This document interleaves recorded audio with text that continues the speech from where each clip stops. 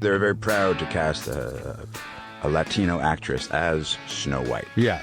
But you're still telling the story of Snow White. Snow White, yeah. Seven Dwarfs. Sure.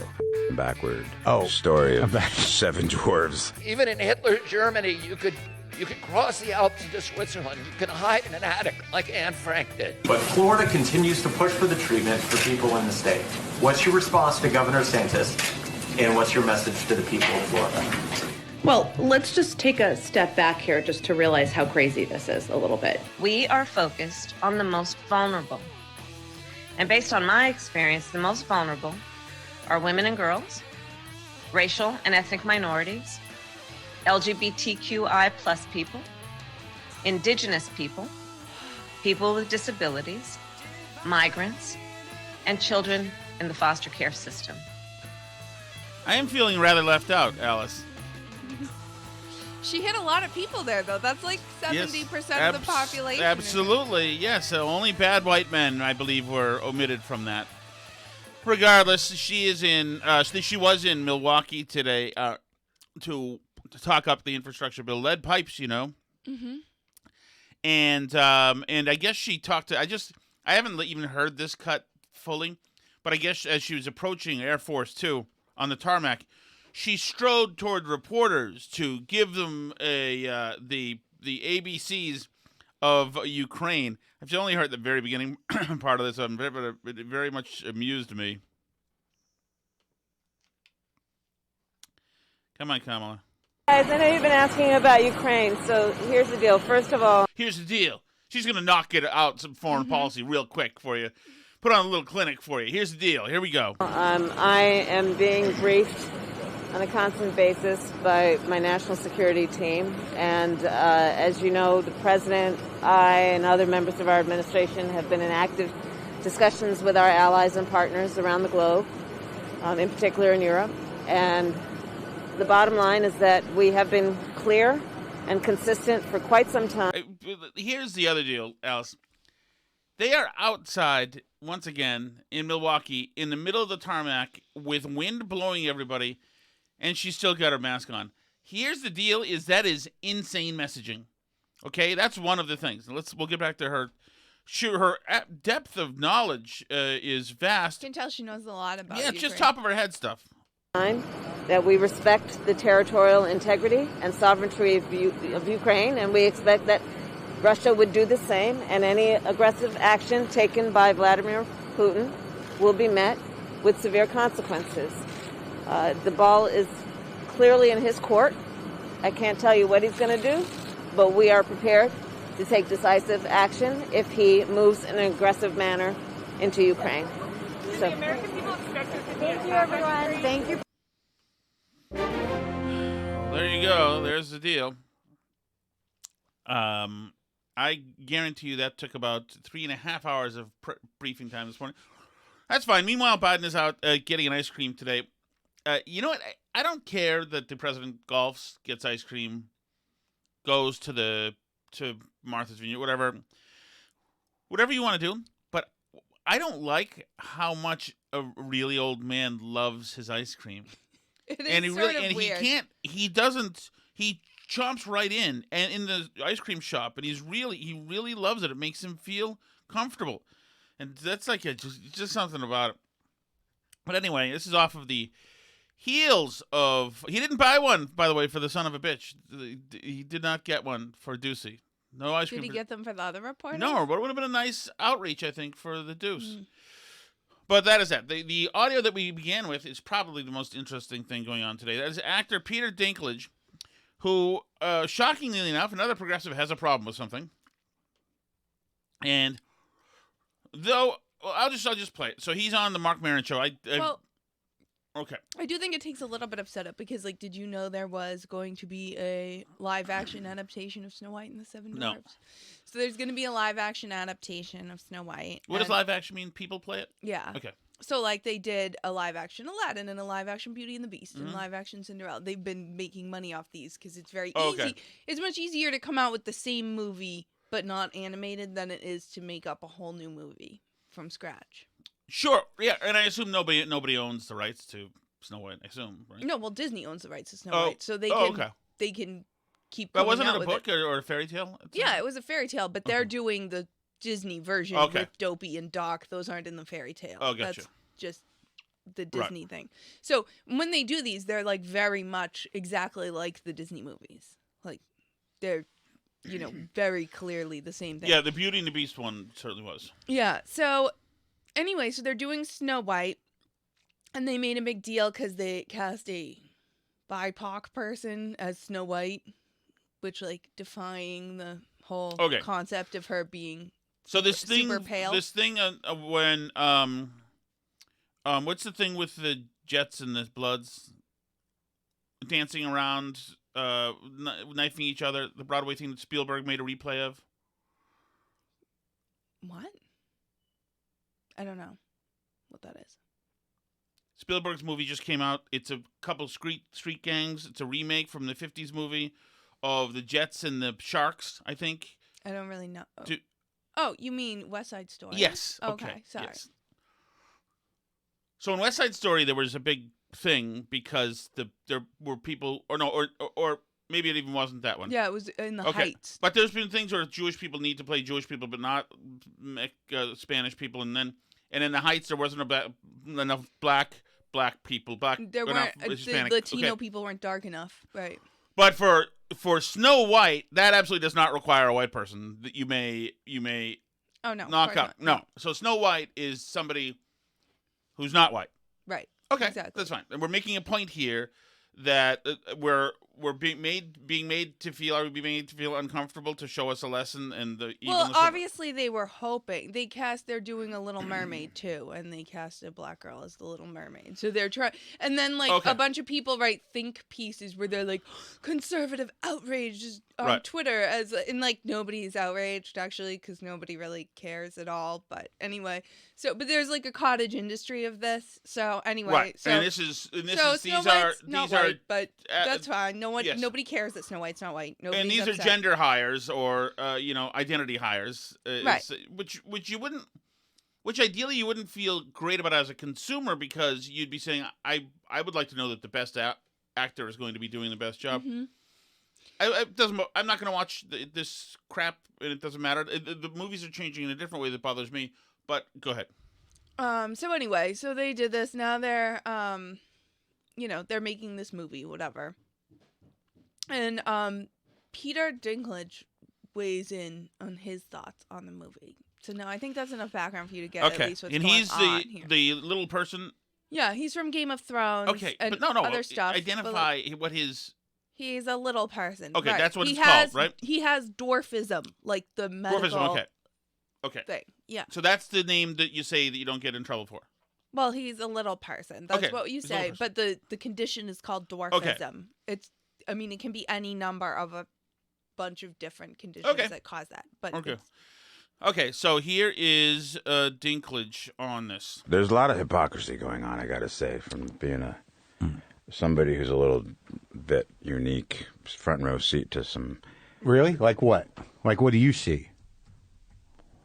Well, it's really progressive to cast literally no offense to anything, but I was a little taken back by the they're very proud to cast a Latino actress as Snow White. Yeah.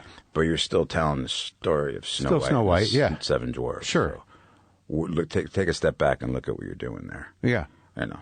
That makes no sense to me. But you're progressive in one way, but you're still making that backward story of seven dwarves living in a cave. What the are you doing, man? Have I done nothing to advance the cause from my soapbox? I guess I'm not loud enough. I don't know what studio that is, but they were so proud of that, and all love and respect to the actress and to the people who thought they were doing the right thing. But I'm just like, what are you doing? Okay, so that is Dinklage. I have another cut too, but we can get to it. Yeah, I mean, what astonishes me about this is that the movie's not about little people,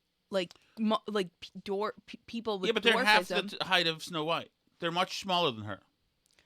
Yeah, but that's because dwarfs are a mythological creature that lives in mines and like mines gems and has invisibility cloaks and are like, you know, magical trickster figures from Norse mythology. Like that's what they are. They're not like, I mean, there have always been people with dwarfism in society, right? Mm-hmm. Like across all kinds of cultures. And like, yes, many times they have been like treated differently or often put into like entertainment and court jesters and like all kinds of things, right? Like, I'm not trying to defend all historical treatment of dwarfs, but people have known historically about people with dwarfism. They didn't like see somebody who was shorter than average and be like, oh my gosh, you must be a magical creature from the mountains. Like they knew, they had dwarves around, like modern day little people around. They knew what that was. The mythological dwarves are like fairies or elves. They're not like based on real people that they knew. Like, and this story is not about like, this isn't trying to be some historical representation of how people with dwarfism were treated in the Middle Ages or something. This is like about, I mean, she has a magic mirror in the story. What are we doing? This has nothing to do with anything. It makes no sense. So she, I'm having trouble. Oh, okay. Cinderella's the blonde, or used to be. I'm sure she's not anymore. So, all right. So, but how is it a backward story about, like, it's not a stereotype of people with dwarfism. Well, it's a story of magical creatures that mine in the mountains. Like, I don't get it. Well, I guess, what he's done, obviously, is artificially expand the definition of dwarfism to include any reference to anybody of short stature. Right, but whatsoever. I mean, dwarves in fairy tales are like 1.5 feet tall. They're not like just shorter people. They're like leprechauns. You know what I mean? Like, it doesn't make... I mean, is he going to be offended by a story that has a leprechaun in it, too, because it's short? I would think so. But you can't have the word dwarves. And I think that the situation is, remember yesterday we talked about... I think it is the... because you have the word dwarves. Right, which obviously, like... And there's dwarfism. Obviously, similar derivations, I assume. Well, yeah, I assume that the word comes from the word for the mythological creatures to describe the condition. So, what I'm assuming is just like the guy who yelled at the girl saying, "You stupid immigrant," and people said it's got racism. And I challenged them yesterday, and they said, no, it's the essence of racism. The essence is there. It's the, they didn't use essence, they used the word just like it, though. Say, like, the underpinnings, the tone, the spirit of racism was there. Because then they couldn't make the one final leap. You know, he didn't give them the right ingredient to make racism, but this has the essence of ableist or anti-inclusionary themes, because you've got dwarfism here, which is Peter Dinklage, and you've got dwarves over here. It's the same word almost. Right. Both of them are shorter in stature. I assume they named the disease after, or the condition after the mythological creature. They're both are shorter in stature. But... So, I mean, I think now with the new progressivism, that's enough. You no longer need 2 strikes to get a K in this new game. Yeah, but I mean, the people who made up the story of Snow White weren't, like, basing it on real people they knew who were shorter. Who lives down the street. Or, like, the court jester who was a dwarf, right? Like, that wasn't the idea. These are... I mean, like, there are all kinds of mythological creatures that are like this and have an equivalent in a bunch of different But he said... But that's not like... But he said... There's a lot of hypocrisy going on, I gotta say, from being somebody who's a little bit unique, front row seat to some... Really? Like what? Like, what do you see? Sorry, this takes so long. Well, you know, it's really progressive to cast literally no offense to anything, but I was a little taken back by the they're very proud to cast a a Latino actress as Snow White. Yeah. But you're still telling the story of Snow White. Snow White, yeah. Seven Dwarfs. Sure. So, look, take a step back and look at what you're doing there. Yeah. I know. That makes no sense to me. But, so what? You're progressive in one way, and then Maron can pretend not to get it all he wants to, but it's just a waste of time. You're still making that backward story of seven dwarves living in a cave. What the are you doing, man? Have I done nothing? So I mean, there are stereotypes about dwarves, right? So, but these the dwarves in Snow White live in a cave? No, they mine in mines. Okay. They live in a house. Okay. So he obviously, he's not talking about, he's talking about those dwarves in Snow White. Right. Okay. But I mean, like, there are, depictions of dwarves that are, like, I would say dated, right? Because, like, they've traditionally been cast in freak shows or as jesters or as something, like, funny. And because of childlike size, I mean, there was, they've been in circuses and stuff. And that's, I mean, people see them as, like, funny and a joke. And I mean, I think that that's probably what he's so sensitive about, is that he's, like, spent a really, long and varied career trying to break out of that mold and be considered, like, a serious actor who takes serious roles and, is a full, complete person. But, like, this is not the same thing. And I think that it comes from this place of, like, I think that people think that fairy tales and mythological stories are, like, just ancient people were really stupid and they didn't know, so they, like, saw a small person and were like, you must be a magical creature. But that's really not what it is. I mean, there's very deep archetypal stories that go way back in human history and relate to people interacting with magical creatures. It doesn't always have to be based on just, like, you don't have to take it personally every time there's a magical creature in a story, right? Yeah, but I think that the rule is for progressives that everything up till just a few years ago was pre-Enlightenment, right, and came from dishonorable origins, right. And so that whole thing, the 1930s or 40s in Disney, and using those depictions, obviously that's pre-Enlightenment. And we don't do gross stuff like that. You wouldn't have one fair maiden, the heroine, followed by 7 idiots or whatever they are in this thing.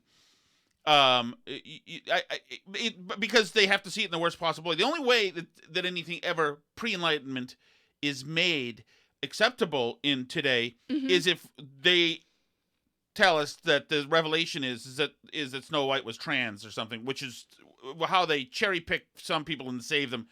But how about this, Alice? How about this? I think that he shouldn't have a problem with it. Although, according to their rules, if anybody at all is hurt by the idea, then you're supposed to retreat to beyond the area by which anybody could get hurt anymore.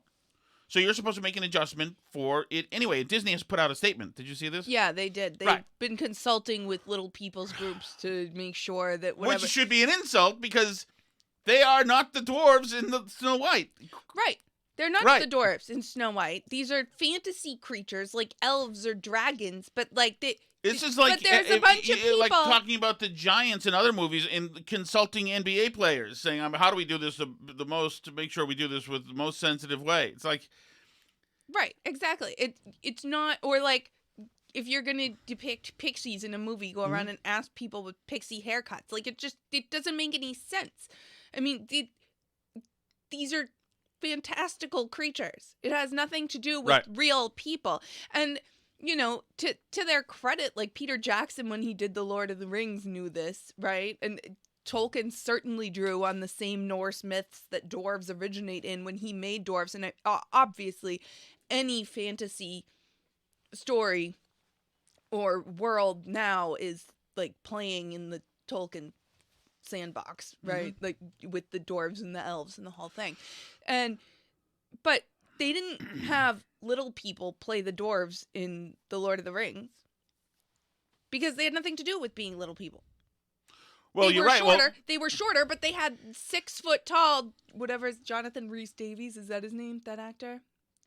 Anyway, he's a really fantastic actor, but he's 6 feet tall, and they had him play him because it doesn't have to do with being short or tall. Right, but it is interesting, Alice. That brings another conundrum. So what they had to do in that is they took a bunch of normally sized people and shrunk them. Right, including using little people as stunt people for some of the shots. You know, they had doubles for all the people that were supposed to be short, like the hobbits and the dwarves, which were also taller people shrunk. I wonder right now if the little people would say, if you're looking for small people, why don't you get us? Or is that an insult? Do they own that franchise, or is it an insult to? Well, also it's not like what it's supposed to be, because dwarfism. Mm-hmm. I mean, it's a range of things, but it's, you know, generally speaking, people who are dwarves have differently proportioned limbs, torso, and head than a person without dwarfism. So the whole thing is that, like, hobbits or dwarves in Tolkien are supposed to be, like, proportioned like a bigger person, but just smaller. Right. So they, in essence, like, have to be played by a normal person. But yeah, like, it does raise a question, like, should they be played by little people, because that, like, gives little people work? I mean, they obviously gave stunt people who were little people work and stuff, who played doubles for them, but there was, you know, that was, the idea is not that these are mythologized versions, that, like, the ancient Norse people who were writing about dwarves, little trickster figures who lived in the mountains, like, thought that that's what shorter people were from, like, the village. I mean, that just makes no sense. That's not what they were writing about. It's a totally separate concept. That said, do you think the producers and everybody involved in making Snow White, do you think they know that? Well, it's I mean, about, like, dwarf mythology and stuff? Oh, I think that they heard what Dinklage said and said, oh my God, he's right. What were we doing? We need to make an adjustment really quick. I bet you they had no idea. And by the way, if going on his theory, then he would be right. They would be hypocrites for celebrating the Latina. Well, I don't know how it works. The Latina plays a white woman, so that's good because whites are bad. And so a good color person is taken over. Well, they were already nervous about the story because the idea is she's really beautiful because her skin is as white as snow. Oh. No. So they want to use all their old IP and milk as much money out of it as they possibly can, but they were nervous about this particular story because that's the thing. It's like the skin is white as snow, hair is black, you know, like we're not sure how to approach. So casting a person of color as Snow White helps them work around their conundrum of. So here's another cut of Dinklage. If you tell the story of Snow White, its most cool, progressive spin on it, let's do it. Yeah, all in. But I just don't know. So you get licensed if you put a cool, effed up, progressive spin, then allowances can be made. Right. You know, if you're doing it, in other words, if you do it in a way that educates us, then you can do it, and that's fine. Well, yeah, like the woke Amazon Cinderella that had Billy Porter playing the fairy godmother, like that. Right, like, that is good. And Cinderella doesn't want to marry the prince because she wants to start her own dressmaking business. Yeah, that's progressive enough. That's cool. We can do that. That's fine. But yeah, it's funny because they're acting like these stories are like from the Jim Crow era United States or something, that they reflect, or like, I don't know what they think, but it's just funny because these stories are like ancient and they date back like so many cultures have versions of Cinderella stories, have versions of like the archetype of the evil queen being supplanted by the younger, more beautiful princess who she tries to get rid of because she's jealous. These stories are so deep and go to the roots of human relationships and human society, and there's so much there, and to try and reduce it to like, oh, they're stereotyping people with dwarfism, like that's just insanity to me. Like what? things are so much more interesting than that if you bother to read them at any more than like a surface level through your lens of like weird progressive, like who can be offended by this strange like power dynamics. So do progressives it's progressive people with dwarfism, really? Do they want? But I mean, Disney's all for it. Disney's like, oh, we're consulting with dwarf groups. Do the mystical dwarves, are those allowed anywhere? I mean, maybe not, just because the word is similar. I mean, but that's like the way this has gone, right? There's a word for being like penny pinching and miserly in the English language that bears a resemblance to a certain word that people are not allowed to say. And it's just, everybody just has to strike that word, even though it. I know everybody has to strike that word, although that one I wouldn't be anywhere near that one. Well, regardless. yeah, but what I'm saying is that like even though the word comes from a totally different etymology and like has nothing to do with the Spanish root of the word for black that another word comes from, that's the whole thing is just so radioactive that just nobody can say it anymore anyway. Like, and so maybe dwarf is like that. Maybe because people use the word dwarfism for the set of medical conditions, like now we can't have any dwarfs because it's just too mixed up and like everything has to be canceled because of it. But like, you know, I mean, I don't know. Is there Peter are probably Dinklage upset about the dwarfs in Tolkien? There are probably many people with dwarfism out there who don't give a flying F. This is, once again, this is progressivism. This is what's at stake here.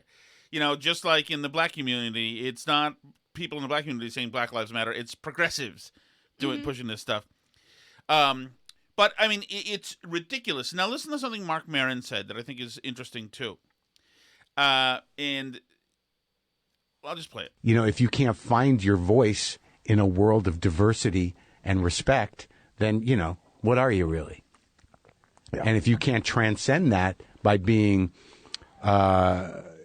respectful yet still provocative, then, you're not really challenging yourself, are you? Yeah. You're right. Things evolve. I think that you can be as crass and as vulgar and as provocative as you want without saying a couple of words. Right. So I think that he's missing the point completely. Is that the problem is that the construct within which we all have to play is constantly changing. And it is changing and being and bending and being distorted in crazy and chaotic ways, depending on the sentiments, these really insane sentiments of the moment. Well, right. And the thing is, too, obviously, that being crass and provocative offends other people, but they're not people that he cares if he offends. Do you see what I'm saying? Right. So he doesn't mind offending conservative Christians or evangelicals. You can call Sarah Palin a bitch all day. Well, yeah. Or even, I mean, like, there are topics that comedians talk about all the time that are very offensive to people with like sensibilities around sexuality that are different from the conventional wisdom right now. But the point is that they're not worried about offending those people. Of course not. Of course not. They're not worried about offending people as a general concept. Comedians have never been worried about offending people as a general concept. It's which group of people you're offending. They just don't want to offend the people that, well, first of all, the people who are actually powerful and can actually ruin your life. And second of all, the people that they perceive to be on their team or side. Right? Like, which is the best there are plenty of people that they don't care if they offend. Right. The best example, a good example of this is the Life of Brian scene with Reg, when Reg wants to have wants to be a woman. Right. I want to be a woman. What? And they say, where's the fetus? The fetus going to gestate in a box, which is obviously a hilarious scene in the movie. But back in the 70s when the movie was made, the offensive thing, which everybody was all for on the left, was that they had a guy essentially pretending to be Jesus Christ. It was offensive to Christians. Who sang as he was crucified.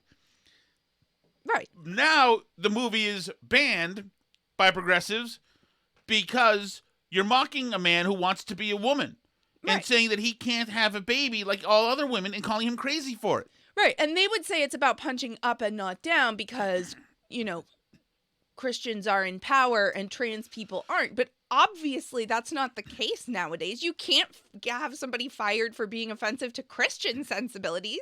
Everybody would laugh at you. If you called up Howard Stern's radio station today in 2021, is he even on a radio station anymore? Or on a whatever, his employer. Satellite. And you were like, I demand that he be taken off of this show. This is so offensive to me as a Christian. I can't believe he said XYZ. They would laugh in your face. They don't care. But if you called up and said he was offensive to me as a trans person, then the advertisers would start dropping like flies. Obviously, it's not about punching up and down, because that's what they would tell you. They would tell you that it's about fighting back against the big guys, like the big evil Christians, and, not punching down on poor downtrodden trans people. But of course, trans people were much more downtrodden when Life of Brian was made, and Christians were much more in power. So it has nothing to do with that. They had no problem punching down on trans people then, when trans people were actually downtrodden. Cool. Now that trans people are empowered, the point is that comedians, just like everybody else, are a bunch of wimps who generally go with the conventional wisdom and want to get invited on the cool shows and be seen as good and cool by, all their friends and Hollywood and the people who write the newspapers and advertisers and the people who hire you to do Netflix specials and everything else, and they're scared just like everyone else is. Yeah, but when he says this, if you can't find your voice in a world of diversity and respect, then, what are you really? Those are trick words, the world of diversity and respect. If your voice is saying something that is funny, intellectually honest, but that sentiment, because of progressives, because you're worried that somebody's feelings are going to be hurt somewhere, and because of bullying, that sentiment becomes forbidden. Well, it's tough to find your voice because it's this wokeism. It's a moving target. Right. And the crosshairs could be on you 1 minute when they weren't the minute before. Right. You could be in the crosshairs for something you said 5 years ago when said thing was considered perfectly acceptable. I mean, and it's happened to progressives. Didn't Joy Reid have to pretend she, was hacked because people found a bunch of her old blog posts about gay people or something? It just...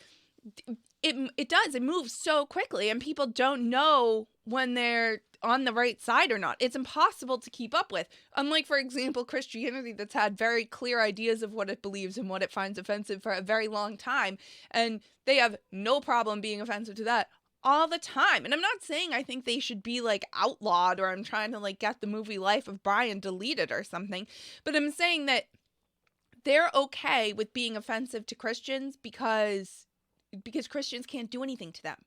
The people that can actually do anything to them, it's not about diversity and respect, because they don't have the principle of diversity and respect across the board for everybody.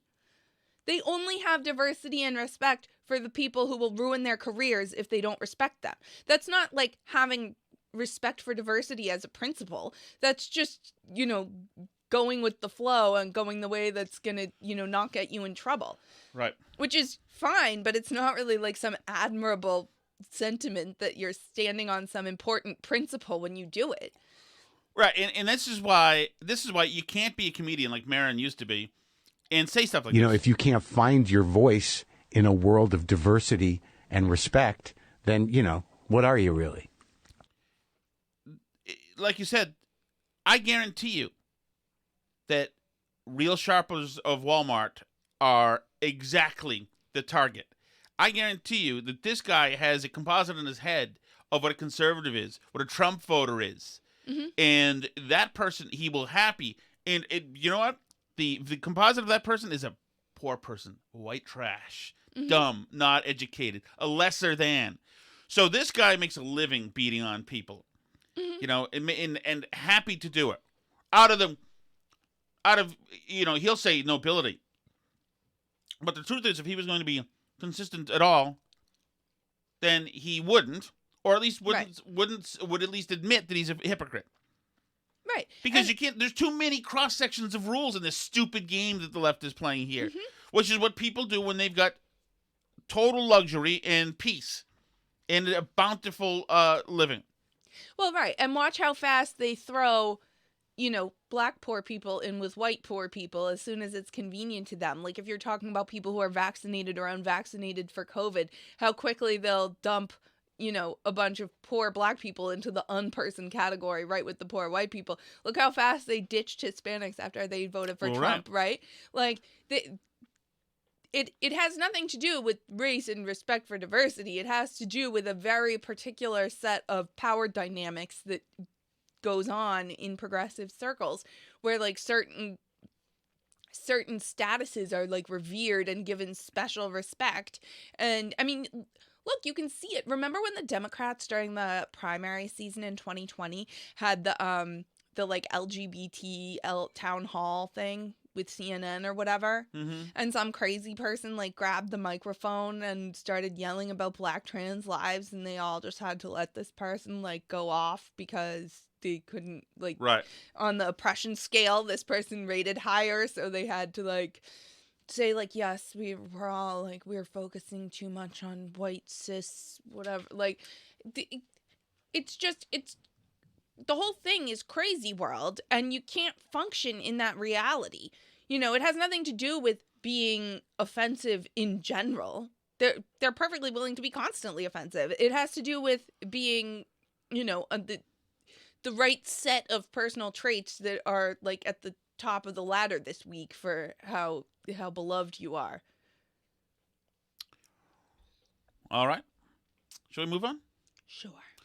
All right. I was late to arriving at this, but since this RFK Jr. thing has evolved, I think it's very interesting.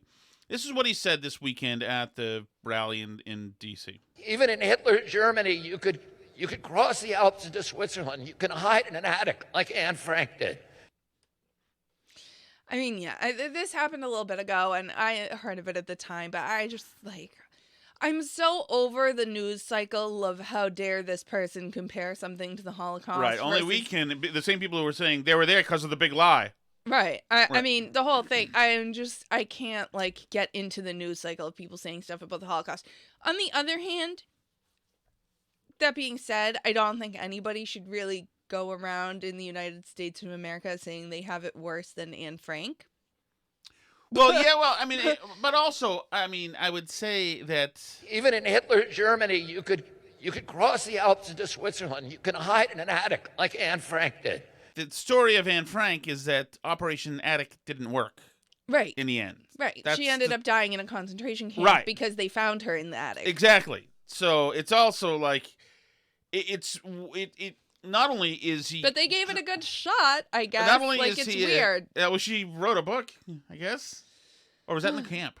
What was No, she wrote it. It's her diary from the time in the attic, yeah. Right. That her dad published later, yeah. But...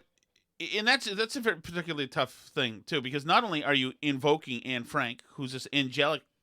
Like a child, innocent... person who by all accounts, was just a charming, precocious little girl... who looks like any other girl out there today, looks like somebody in a daycare, looks like, which is one of the things that's so powerful, I think, about her story. But you're using her in a comparison that doesn't work, and you're misusing the story. You've got it wrong, right. And so it's like careless. You're saying it's worse for you now, right? And That was a grenade level idiotic thing that he said, and this is a guy who has put his time in as a good progressive. It is now an outcast, but so anyway, he says that, and take it from there, Alice, will you? Yeah. So he said that there was all this outrage. Like I said, we didn't get into this story on the show because it's. By the way, Anne Frank was also in Amsterdam, not in Germany. Yeah, but we just did not find this that exciting a story to talk about, right? Really. Until now, because I don't think that many people even knew this before RFK Jr. started being on all these talk shows about vaccines or whatever, but he's married to Cheryl Hines, who plays like Larry David's former wife on Curb Your Enthusiasm, right? Who was the wife in the first few seasons. The conscience and beauty, really, of the show. Yeah, I mean, and she was great as that, and like, I mean, whatever. Anyway, she's a fine actress and all this stuff. She's married to RFK Jr. She doesn't apparently believe him on any of this stuff. So, like, there was like a bit of a tempest in a teapot a little while ago because she had a party at their house and made everybody had like a vaccine and a negative test to get into their house, and people were like, why is he doing this at his house when he's saying all this stuff about vaccine? But it's because she's into that, you know what I mean? Gotcha. So they're like just not on the same page on this at all. But anyway, this is how he makes his living, is being upset about vaccines. So he does stuff like goes to this rally, but now she's getting attacked on Twitter, and people are saying like, how can you still be married to him when he says stuff like that? No, how can you love him? A couple days ago puts out an initial tweet which said, my husband have different beliefs. My husband and I have different beliefs. Essentially, I support my husband with different. One line tweet is a little bit, and then the fervor gets hotter after she puts that out. They start attacking her on Twitter and saying that she can't be with him anymore. She's got to leave him, this and that. And then she puts out this one. My husband's reference to Anne Frank at a mandate rally in D.C. was reprehensible and insensitive. The atrocities that millions endured during the Holocaust should never be compared to anyone or anything. His opinions are not a reflection of my own. So that is torpedoing your husband, calling him a whack job, essentially. Yeah. Has he put out a statement yet saying he apologizes for this? I think he did. Yeah, right? That he shouldn't have made that comparison or whatever. Right. But for a wife to do that, for a wife to sacrifice in public her husband like that, that is, I mean, is that a Twitter divorce or not? Well, right. And even so, like, even her saying that, the replies to that tweet are like, not good enough. Right. How can you say that? You've got to leave him. There's blood on his hands. He's literally killing people, etc., etc. I mean, so, and I've never like fully understood. I mean, like, I know that there are people that have different political beliefs from their husband or wife, and they make it work. And, you know, like Mary Catherine Ham was married to somebody who worked for the Obama administration, and it apparently worked. Kimberly Guilfoyle is married to Gavin Newsom. I don't know how that worked, but like, I know how that works. Anyway, so I guess like it seems odd to me, like if you work explicitly in activism, like if you work for an administration of a person that your spouse is always on TV trashing, like I find that like hard to understand how that. Like, don't you feel like constantly undermined and betrayed by your spouse look in at an Kellyanne environment? Conway and George Conway. Yeah, that's true. I mean, too. He was the biggest POS in the world. I mean, that guy, he was. But don't you like wonder what's going on at the house at night? Like, yeah, especially the Conways. That was crazy. But I mean, I don't fully know how people make it work, but I guess they do. But it seems like, yeah, that the Cheryl Hines statement on her husband, it seems like, how do you put out that statement and then go home? And you know, part of me wonders then, is like everything fake? Are all these activist-y people who work and like put out books on these political causes and whatever? Like, does RFK Jr. really believe any of this stuff? If he's willing to go home and like, you know, at his house, have a vax requirement for his Christmas party or whatever it was. I think he is, because I don't think he has to do this. I don't know how fruitful this is. I mean, I think it's pretty fruitful.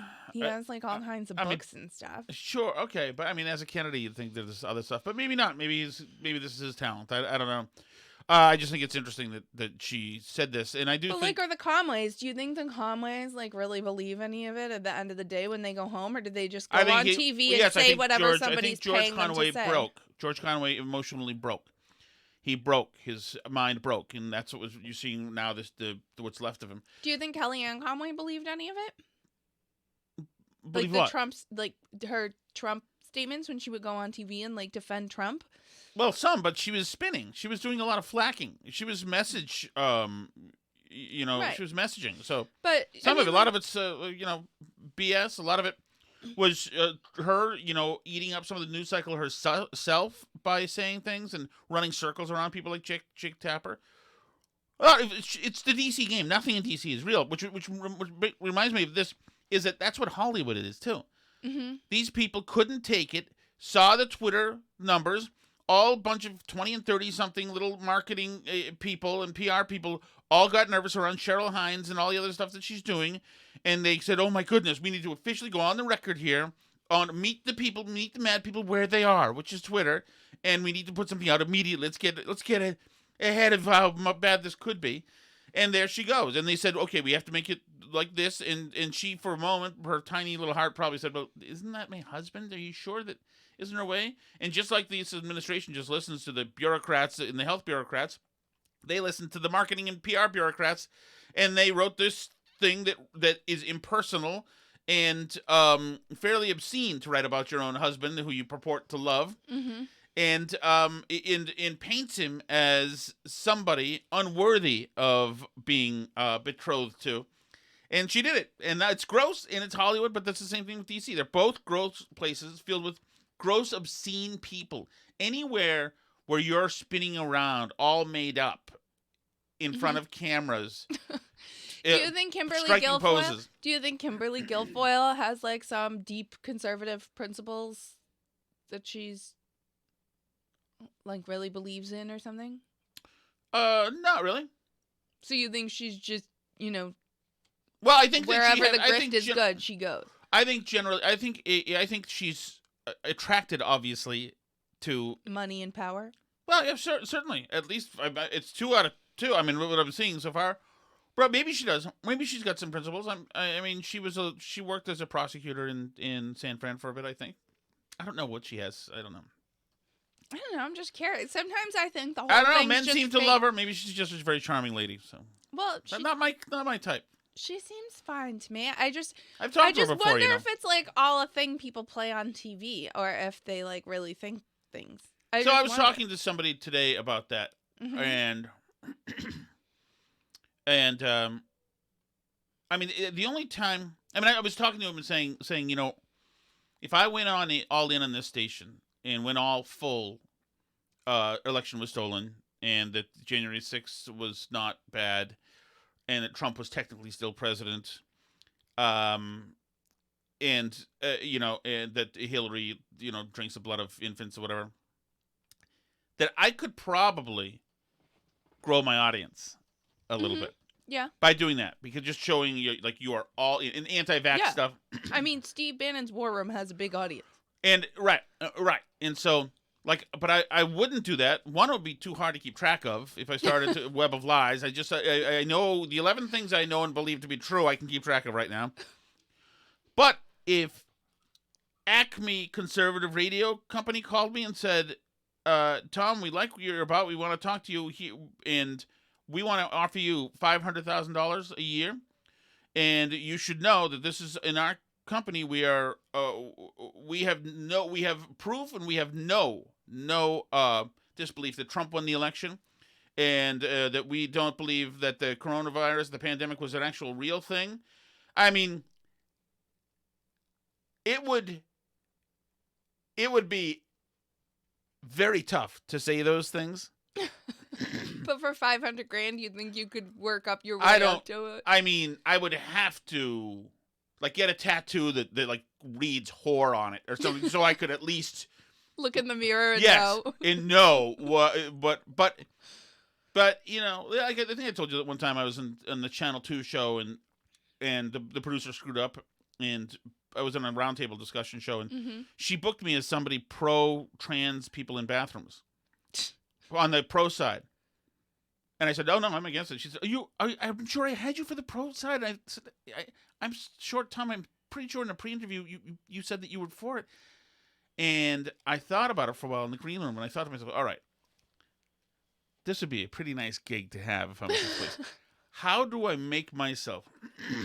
How would I possibly make myself?" And I don't know. I asked somebody, I called somebody, Or maybe even ask somebody right there. It might have been like the one that Matt Welch was in, or maybe it was you. But I reached out to somebody and said, how do I get around being 4 trans people being in bathrooms? And somebody said, well, what you could do is take the libertarian approach that, government shouldn't dictate who gets to use what at any time. And I thought, okay, wait, we're almost on to something. I'm listening. And I started to try to work myself through it. Say, okay, how do I do this? Meanwhile, also knowing that I was a whore. And then they bumped me in the show. She said, oh, the other guy has come in. You don't have to come here. The real pro-trans person is here. So you don't have to come here. And I went home and I thought, wow, that was a close one. It doesn't matter. I was terrible in the show anyway.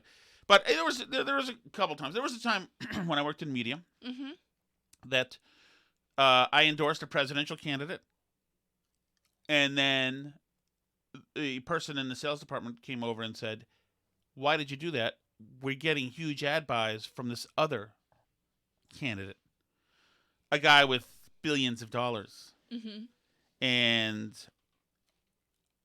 I thought about that. This is a capacity as a manager. I thought about that, like, what kind of money exactly? It wasn't money that I'd get. I wouldn't get a piece of it, but it might save the establishment, right? And there have been times when, well, Alice, we both know people who have been compelled to write certain endorsements under great duress. I'll just say, I'm not going to get further into that. All right. The other thing we should get to is, so yes, I am, I think I'm, well, the good thing is all you guys will know, you know that I'm a prostitute. I have just no Johns. But for $500,000, I'm leaning into the car a little bit, certainly, to have a discussion. Let's see. The Dinklage and the RFK Jr., last thing I just had was just this. Oh, the Kamala thing we already played, actually. We did Kamala already. So that's it. Anything else to say? There was just a big study that pre-K doesn't work. Actually, it makes kids worse.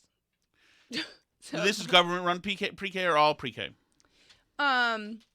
This is government-run pre-K in particular.